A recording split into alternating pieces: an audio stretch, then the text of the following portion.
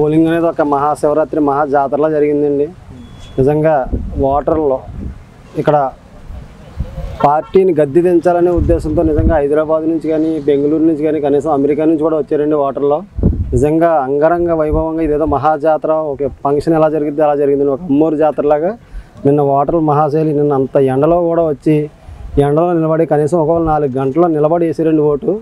అది మా ఊళ్ళో మరి మిగతా ఊళ్ళో ఎలా జరిగిందని నేను చూడలేదు కానీ ఈవీఎంలు కూడా మొరాయించేయండి. మా ఊళ్ళో ఈవీఎం వచ్చి కనీసం 2.5 గంటలు ఆగిపోయిందండి. దానికి మళ్ళీ టెక్నీషియన్ వచ్చి మార్చేయటానికి కూడా పాపం ఎండలో నెల నిలబడి ఉన్నారండి ఓటర్లో. మా ఊళ్ళో కూడా దగ్గరగా నిన్న 88% పైన జరిగిందండి. చాలా బాగా జరిగింది. నిజంగా స్థాయిలో ఓటింగ్ జరిగిందంట. చాలా బాగా జరిగిందండి. అసలు ఎక్స్పెక్ట్ చేయనట్టుగా ఓటింగ్ శాతం బాగా పెరిగిందండి. ఎందుకంటే పవన్ కళ్యాణ్ గారు రావాలని చాలామంది ఓటర్లు మార్పు కోరుకుంటున్నారు. నిజంగా కూడా నిన్న మార్పు చూడాలని ప్రతి వ్యక్తిలోనే ఉందండి. పవన్ కళ్యాణ్ గారు భారీ మెజార్టీ అందించడంలో నిన్న ఓటర్లో తెలిసిపోయింది. తొలిసారిగా ఓటు వేసిన యువకులు కానీ యువతులు కానీ ఎలాంటి ఆనందం ఎలాంటి అర్థం వ్యక్తం చేశారు సార్? నిజంగా యువత అంతా కూడా వచ్చిన ప్రతి ఒక్కరు ఇంకా కొన్ని ఓట్లు ఆపేశారండి. వచ్చిన యువత ఓట్లు అన్నీ కూడా కానీ అదన్నీ కూడా పవన్ కళ్యాణ్ గారికి వేసారండి. నిన్న పోలింగ్ నిజంగా అంగరంగ వైభవంగా నిన్న జరిగిందండి. నిజంగా చాలా నిజంగా కొత్త ఓటర్లు అయితే ఇంక చెప్పగలొద్దండి. నేను 2 సార్లు వేసాను. కొత్త ఓటర్లు అయితే నిజంగా చాలా ఆనందపడ్డారండి. తొలి ఓటు అని చెప్పేసి వాళ్ళు చాలా ఆనందం పడ్డారు. నిజంగా కొత్త ఓటర్లు కూడా పవన్ కళ్యాణ్ గారు చాలా ప్లస్ అయ్యేవండి. మరి వంగా గీత గారు ఎవరో ఎర్ర కండువా వేసుకొచ్చారని ఆ కండువా తీసేది అది పార్టీ గుర్తు అని చెప్పారు కదా. మరి నిన్న ఆవిడ ఎర్ర చీర కట్టుకొచ్చింది కదండి.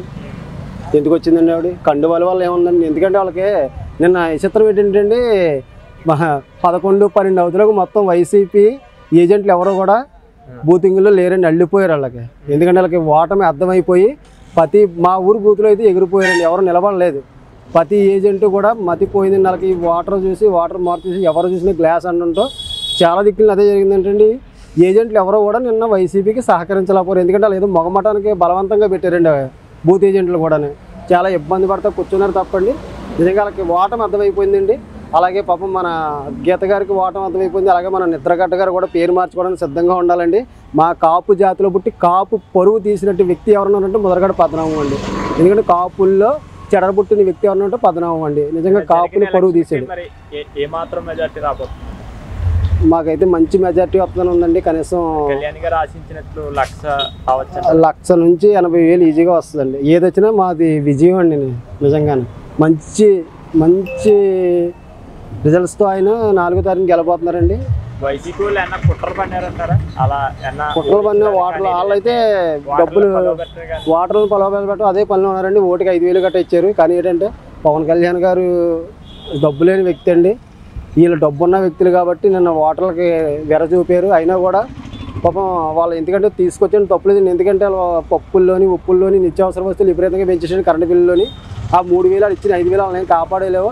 అవి తీసుకున్నా కూడా అందరూ కూడా పవన్ కళ్యాణ్కి ఓటు వేశారు. చివరిగా ఎలాంటి సమాధానం చెప్పారంటారు ఓటర్లు అయితే ఓటుతోనే సమాధానం చెప్పారండి. మంచి భారీ విజయం వస్తుంది. 4వ తారీఖున పవన్ కళ్యాణ్ గారు భారీ స్థాయిలో గెలవబోతున్నారు. అన్ని పార్టీలు అన్ని వర్గాలు అన్ని మతాలు అందరూ యువకులు ముసలి వాళ్ళు అందరూ కూడా సపోర్ట్ చేశారంటారు సార్? నిన్న అన్ని కులాలు అన్ని మతాలు చిన్నలో పెద్దలు అందరూ కూడా జనసేనకు ఓటు వేసారు. అన్ని కులాలు వేసారండి. వాళ్ళు వేయలేదు వీళ్ళు వేయలేదు నాకు ఏమీ లేదు. అన్ని పార్టీల వాళ్ళు కూడా ఓటు వేసారండి.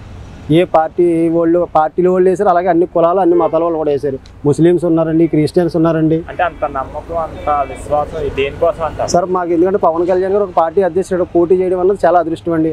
అలాంటి వ్యక్తి వచ్చినప్పుడు ఇక్కడ ఆయన నిజంగా అందరూ స్వాగతం పలుకుతామండి. పవన్ కళ్యాణ్ గారు పిఠాపురాన్ని వదలరు. అసెంబ్లీకి భారీ మెజార్టీతో పంపాలండి. పంపడం కదండి. నిజంగా మీరు చూద్దరు కానీ 4వ తారీఖు మళ్ళీ మనం మాట్లాడుకోవచ్చు. భారీ మెజార్టీతో అసెంబ్లీలో అడుగు పెడతారు.